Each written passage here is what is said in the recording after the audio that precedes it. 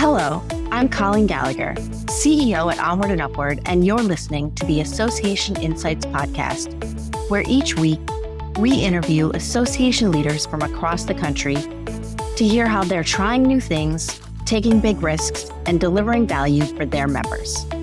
We'll explore the realities of what it means to work in and with associations and bring you the insights and inspiration you need to advance your career and make big changes at your association. Let's get started.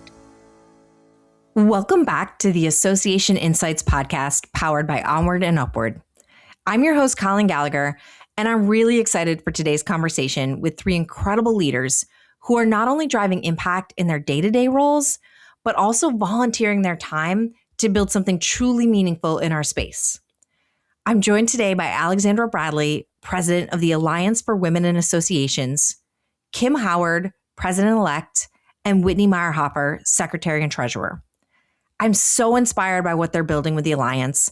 I'm proud to be a member myself, and I can't wait to dive into this conversation today. Thank you all for joining me on the podcast today. Thank you for having us. It's really great to be here. Fantastic. Well, Alexandra, let's start with you. I would love to just hear a bit about the Alliance for Women Associations, what it is and who it's for and the backstory. What inspired you to launch it? Yeah, absolutely. As with many industries, women make up the majority of the association workforce and are disproportionately represented in leadership roles.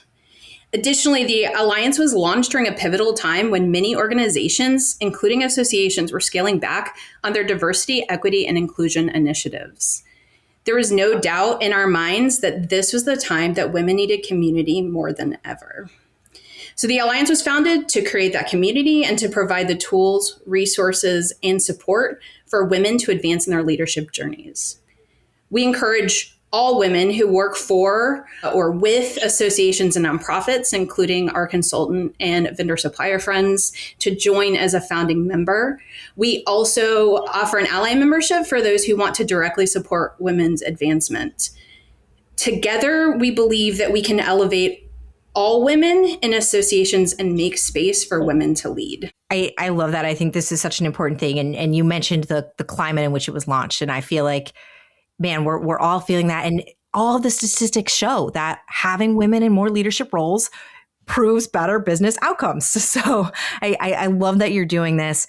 And, Kim, I know this really just launched, I think it was a few months ago in 2025. What gap did you see in the association space particularly that made you think this needs to happen now? Thanks, Colleen. We launched this last summer. Yeah, you're correct. That was just a few months ago, it feels like. And it really came out of an industry meeting that we all happened to be attending. All of us were presenting. And Alexandra was actually the spark. And she said, I think we need a association for women. And I was like, what are you talking about? I'm sure there's something out there that, helps women in associations and specifically. And she's like, I don't think there is. And then she went back and she did some research and came back and she was like, no, there's really not. Here are our competitors or quasi-competitors, but they focus on other areas and we could fill this niche. And as a woman who's been in the association space for 3 decades, what I notice is, and let me put the caveat out there, that I love all of the men in my life, whether they're my family or my friends or my acquaintances or my colleagues. But you start to notice things as a woman that, like at this event we happened to be at, both keynote speakers were male. That's fine, except the majority of people in the room were female. And so they didn't even split up the difference. You have one male and one female keynote speaker present, and you start to notice things like that, and you start to notice leadership roles and how many men fill those leadership roles or those C-suite roles, and you realize that there are not necessarily a lot of women out there. And I think Alexandra mentioned this, and I'll reiterate, if the world's population is 50% female, but when you look at leadership roles, whether they're in the nonprofit space or for-profit industry, 50% of those roles are not filled by women, whether it's a CEO slot or a VP or C-suite. And so we thought, we could probably help with this. We could help other women on their leadership path. And that's sort of how it came about. That's amazing. I love that, recognition and then stepping in to feel the need. Because I think there's a lot of us who see that and talk about it. But, you all actually stepped up. So I think that's incredible. And, Whitney, I've heard, the Alliance talked about it's not just a network, because we have a lot of networking opportunities, but it's a movement. And I love that framing. What does that mean to you? And what are you hoping to really build beyond traditional networking? So for me, and I think for a lot of us, when we started having these conversations, women today are carrying some of the responsibilities from the last generation, managing family calendars, meals, caregiving, and some of that invisible work that keeps the household running, while also advancing their careers and while also advancing in ways that the last generation weren't able to. So we're kind of at this interesting point where we're doing both. We're doing two things. We're still bringing the last generation up, and we are expanding into new roles. And so as the glass ceiling shifts and opportunities expand, we're earning degrees, we're getting certificates, and we're stepping into these leadership roles. But many of us are still carrying expectations and carrying things from the past at the same time. So we're trying to do it all. And the truth is that we can't do it alone. So that's why support and community matter right now, is we're living through this kind of transition phase for women as well. And we need spaces where women can help each other navigate that, and where we can help each other through those types of changes, where we can share the load, rethink old expectations, and grow together. Yeah, I feel that deeply. I run a business, I have a 5-year-old, and it's a lot. And you always hear the village, but you have to build the village. And I love this as an idea of a village of people supporting each other and bringing people up and helping raise that, like, everyone up. Because the rising tide lifts all boats thing is so true. It makes a difference. And there's nothing worse than seeing someone make it to the top and not turn around and help someone else do the same. So absolutely. Yeah. I feel like, I think we've all seen it, whether it's on this call or maybe the listeners. We've all seen it where you're in a workplace, and if you're in an association space, most of the people working there are women, and you see how some women won't support other women. And just because you're supporting another woman professionally doesn't mean that you're any less than professionally. It doesn't mean that person's going to take your job. You need to be secure enough in your role and in who you are to be able to help other people get a leg up. I used to tell people who have reported to me in the past, when I leave my job and I win the lottery, you should be able to walk in and fill my shoes, whether you want to do it temporarily or permanently. I should have trained you well enough that you could do my job if you wanted it. And so some people don't take that adage when they work with other people, and they perceive them as a threat. And it's kind of sad that other women think other women are a threat to them professionally. And so we want to make sure that the space that we've created is not that way. We're about supporting each other and helping each other get a leg up. Yeah, amen to that. I love that. And Alexandra, I know you've already hosted several events across different markets. I was so bummed to be out of town when you were in DC. I know you're in Richmond. By the time this airs, you'll have been in Chicago. So, what have you heard from women that are attending these events so far? How have they gone? Yeah, so we prioritize hosting events in these areas because before we even launched the organization, we did an interest survey to see the appetite for this kind of community and organization that we're creating. And we asked women what they were looking for from this type of organization, and the second most influential benefit was in-person networking. And we know that there is an enormous DC association presence. Chicago has the second highest. Richmond is a very passionate group of women who are very excited to be involved in this organization, in this community. And we will obviously look to expand. Our first DC event was really exciting. There was so much energy from the women who attended. And it's also an opportunity to expand. We all get caught as association professionals who have our association homes. We get very caught up in the communities and the colleagues and the connections that we've already built. And this is an opportunity to expand. We want to make sure that whether it's people who have a home or those who don't, have a place to feel connected, feel welcomed, feel supported. And we're seeing that energy in these events. We're also really fortunate to have some event sponsors who have really supported the ability to have these from the beginning. Gather Voices was our absolute first sponsor. We couldn't have had the DC event without them. We have Studio North coming in from Chicago. These are organizations, along with our founding members, are those who believe in what we're building. And we're just really grateful for the opportunity to host these events and gather these women together. That's awesome. I do feel the in-person is just so powerful, and you're seeing that craving for it. I mean, it's an incredible privilege for the remote capabilities we have today. And it is fantastic to be able to do that. But there's just something special about being in person together. And I love that you're, creating that environment where that can happen. So Kim, what surprised you most in these early months here since last summer is response, level of engagement? What are you seeing that's exciting or surprising? I was actually surprised at the level of response that this resonated with other professional women in the association space, because, anybody out there who's done any sort of membership engagement or membership recruitment or marketing knows getting people to part with $1 is quite a job. It's quite a task to convince people this is a value proposition and we want you to spend X amount of dollars to belong to this group. And so the fact that women were interested in doing that at all meant that there was a need that wasn't being filled somewhere, and we're stepping in to fill that need. So I was kind of surprised at that. Yeah, that's fantastic. And I believe it. I mean, it's important. And I know when Alexandra first told me that y'all were working on this, that I instantly was like, yes, like this is fantastic. I love it. So I'm not shocked, but it's exciting to see it take off and see it growing. Whitney, you're all doing this in addition to your full-time roles. I serve on boards and committees. So it's hard to find that extra time because it almost becomes another full day of work a week that you're trying to fit in, if not more, during busy times. So what is it taking behind the scenes to really get this off the ground? And what are you learning about building something like this from scratch? Well, I think behind the scenes for, us, the four of us, Brittany, Alexandra, and Kim and I, it has taken a lot of trust and honesty and also a willingness to lean on each other's strengths. The four of us have full-time roles, so we've had to be very intentional about how we show up.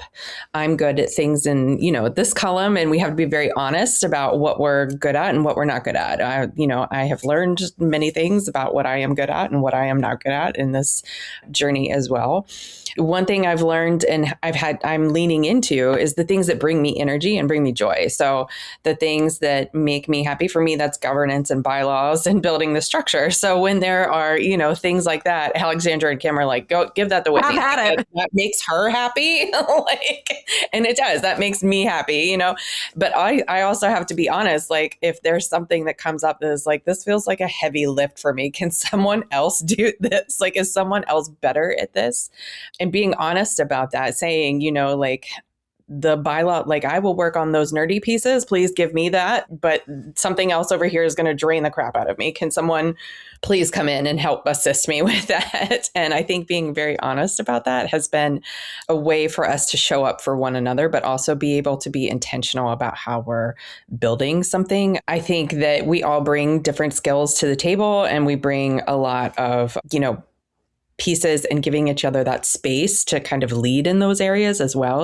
Like I can step back and let someone else take the lead in an area that I'm not good at. And that's fine with me. Also, I've had to be honest about, knowing when I'm out of my depth, saying like, hey, this week has been hard, or, and like being very honest about that as well. That requires an openness, but a mutual respect between all of us to be able to say that to one another. Building something from scratch is a lot of work behind the scenes.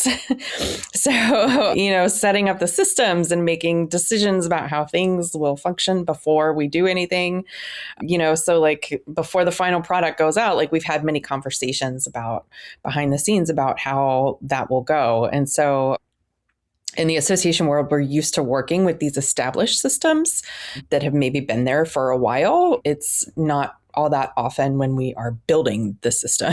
So that's a little bit of a shift and a little bit of a different kind of load. But I think it's nice to be able to build on our strengths and also lean on one another. Yeah. I mean, what I'm hearing there is the intentionality behind who is tackling what and how you're doing this together.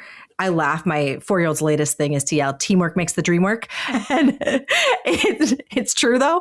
So I love hearing how intentional you've been about what roles you're taking on and how you're really thinking about this holistically.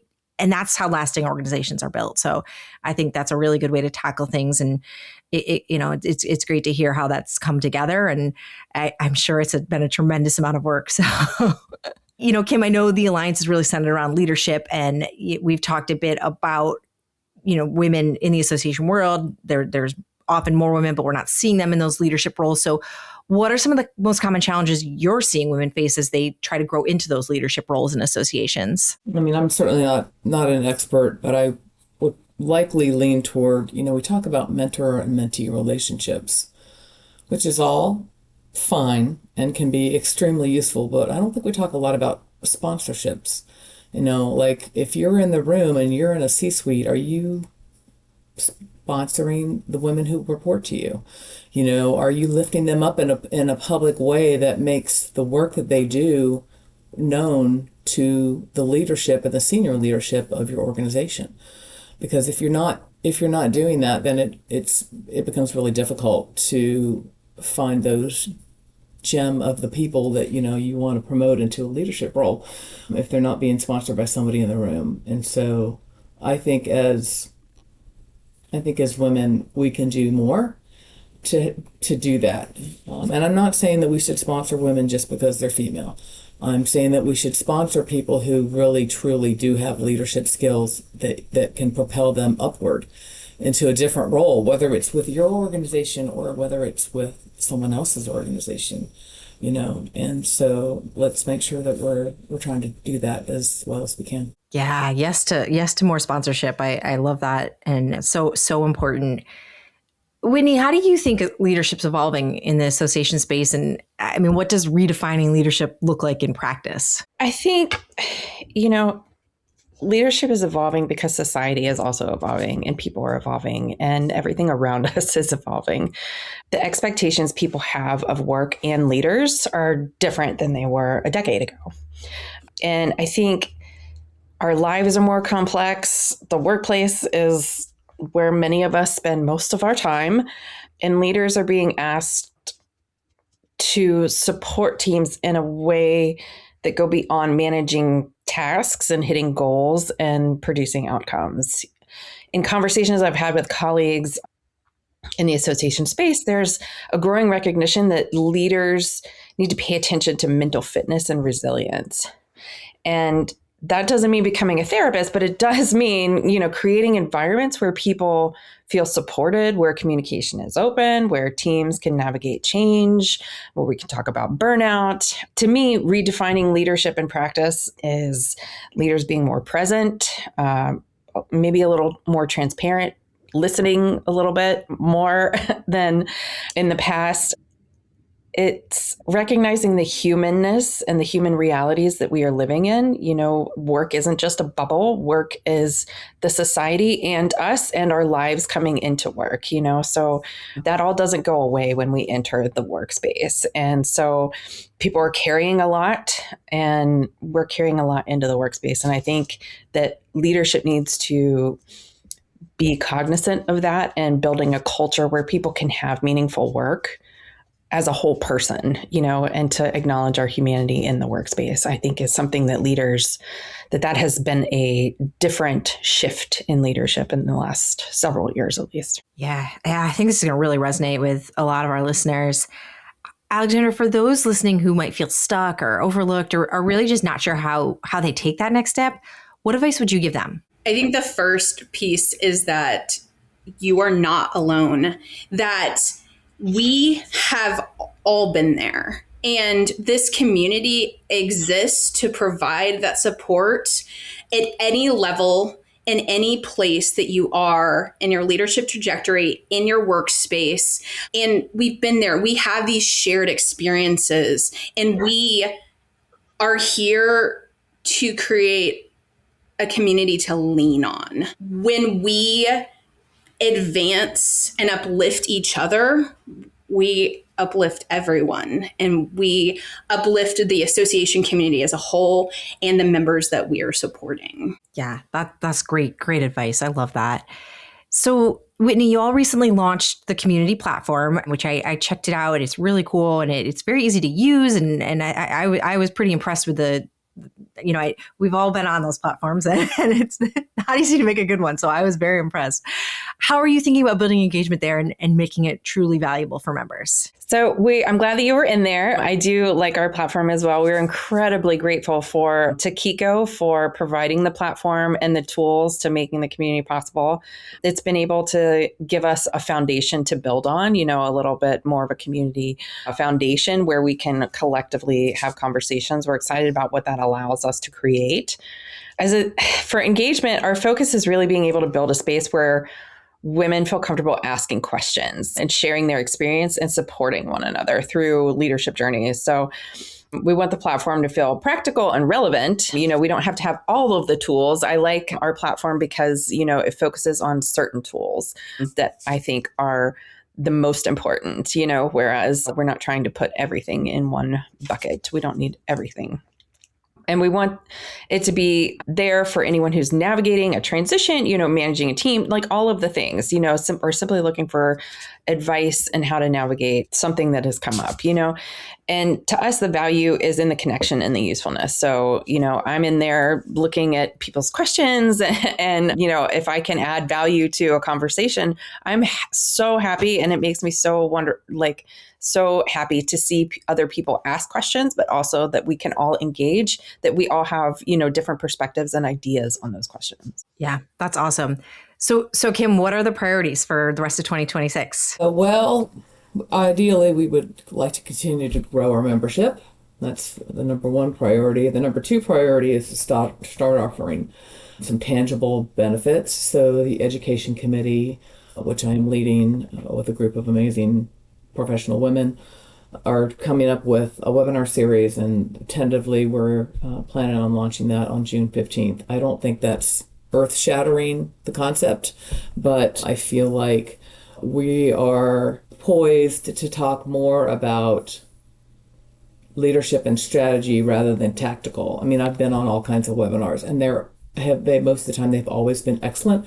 Many of them are tactical, how to do your job in membership or marketing or comms or whatever it's going to be, how to make your website look better, whatever it's called. But we would like to focus more on how to manage your career and how to manage the workplace and how to seek out, how to create your own personal board of directors, all of the things that you've read about or been told over the years that helps you in your career path. And so I think that's sort of our focus. I can't say for sure because we're still kicking around topic ideas, but that's our goal, is to launch that webinar series this June. I would also like to tack on. So I mentioned previously the survey where women shared the benefits that would be most valued to them. The number one was educational opportunities in the form of webinars. So that was a big priority. The second was the in-person events, which we discussed. And the third was virtual networking. So we also have a virtual engagement work group that's working on creating really meaningful engagement opportunities to connect the community and the members within it. That's fantastic. Well, on that note, Alexandra, if we're sitting here from a year from now and you are back on the podcast, what are you going to tell me that success looks like for the Alliance? What's gone well? I think as Kim mentioned, from a very practical and pragmatic standpoint, obviously we'd love to grow and continue engaging women. But circling back to what we discussed in the beginning is that this is a movement. And we are not only looking to create a community, but to move and advance women in leadership. So to see movement, actual movement in that space will be success for us as we move into the future. Yeah, that's exciting. And I'm positive you'll get there. I'm really excited to be a member and about what you're building. So I'm excited to see where it goes this year. Before we wrap up today's podcast, though, we end all of our podcasts with a bit of a rapid fire, just for fun section, so our listeners can get to know a little bit more about you all as people. And I'll start off with our first question here. What's one small thing that brings you joy lately? Alexandra, why don't you kick us off? So I just moved back to DC, and honestly, just being in this environment, not necessarily the political climate, but the community that DC created both before I left and exists now brings me joy every day. Yes, love that. Kim? One small thing that brings me joy every day, we have backyard chickens that we are allowed to have here in South Carolina, but we're not allowed to have in our HOA community in Northern Virginia. So they're very calming and they make me chuckle, and they also produce some really fine eggs. So amazing. That's fantastic. Whitney, how about you? I'm a runner, and I've been recently running a lot more, and that brings me a lot of joy lately. That is not true for all points of my life, but right in this moment, in this time and space in my life, running is bringing me joy. I love it. Love to hear that. Okay, Kim, why don't you kick this one off? What are you currently obsessed with? Be it a book, a show, a hobby, idea? What's your latest obsession? I really like to read, and I love to listen to audiobooks when I'm doing yoga or cooking or whatever, putzing around the house. But one TV show that I really truly enjoy comes out every Wednesday on Apple Plus TV, or maybe it's Apple TV now, they've rebranded, called Shrinking, with Harrison Ford and Jason Sudeikis. I'm not sure exactly how to pronounce his last name, but the show is written by somebody who is an alum from Ted Lasso, so it sort of has a little bit of that Ted Lasso feel to it. And I just love that show. It's about some therapists who are in a practice together, and they're all friends outside of their work practice, and it's just about their lives. And it's a great show to watch. I've heard it's so good. It's on my list. I want to see it. That's really great. Good. Whitney, how about you? I have been obsessed lately with books, I guess. I'm always obsessed with books. That doesn't change, but that's okay. It's a good obsession. Sometimes the obsession ebbs and flows. And so lately I've just been a little more obsessed with them. So I'm always reading something, nonfiction, fiction. I have a stack of them. I have this hilarious thing. I don't travel with no less than like 5 books. Like I'm always carrying a book around. Kindle, girl, get a Kindle. I have a Kindle. I have them everywhere. Like it's so I'm consistently obsessed with books, but lately it's just ratcheted up a little bit. That's fantastic. I love it. Alexandra, how about you? For me, I've really gotten into amateur food photography. So I am definitely that person that needs like a few minutes to position the food or beverage. Unapologetically. Let's be clear. If you dine with me, you will expect to do this. And if you don't like it, then you don't have to dine with me. But I've been getting a lot of joy in taking these photos, specifically on Google. I'm not an Instagram user, gasp, and then uploading them and sharing them. And so far, my photos over the past probably couple of years I've been doing, I've really ramped up in the past year, have gotten over 900,000 views. Wow. So my goal is 1 million. You're almost there. For them to expand. So I'm very driven by this goal. So I've definitely amped up my opportunities and skills. You're practically viral, Alexandra. That's awesome. Maybe, yeah. It's Google. That's so funny. My husband used to have a food blog back when everyone had blogs, and so yes, I understand the picture taking process. And was it a cooking blog that he did? It was a restaurant. So cooking, or was it restaurant reviews? Yes, restaurant reviews, and like all kind. Like we'd go to like fast food, like it would be like Whataburger and like like everything you could think of. Okay, next one. We'll start with Whitney. While we're on food, what's your ideal comfort food? So this ebbs and flows as well, but this is a little embarrassing. I love cookie dough. I will dig into cookie dough. So like, Pillsbury or whoever, they make like the cookie dough that you can just eat out of the tub. It never makes it to like a pan. It's not a cookie form for me. No, like that cookie dough and cookies are two different things. Cookie dough is a real thing for me. And I will just get a spoon and have a seat. Have you seen Ben & Jerry's makes the cookie dough bite, and it's like little bites you just pop in your mouth. And it's like bad because like I buy the bag and I think it's meant to last a while, but it's like a single serving for me. Well, that's like they tell you that a pint of ice cream has 4 servings. No, it doesn't. No, it doesn't. It might have 2 at the most. At the most. Funny. Alexandra, how about you? So mine is a little less conventional. It's something that I grew up with my mom making, and I always kind of go back to it. It's popcorn with melted cheese. Oh, that sounds good. I've never tried that. Specifically, Trader Joe's movie theater butter popcorn. And they have a shredded unexpected cheddar cheese melted in a saucepan, sprinkle on some Trader Joe's garlic powder, melt it, pour it over the Trader Joe's movie theater butter popcorn, and mix it together. And it's game-changing, life-changing. You'll never be the same after. Okay, I'm excited. I'm going to have to try this. And Kim, did you go yet?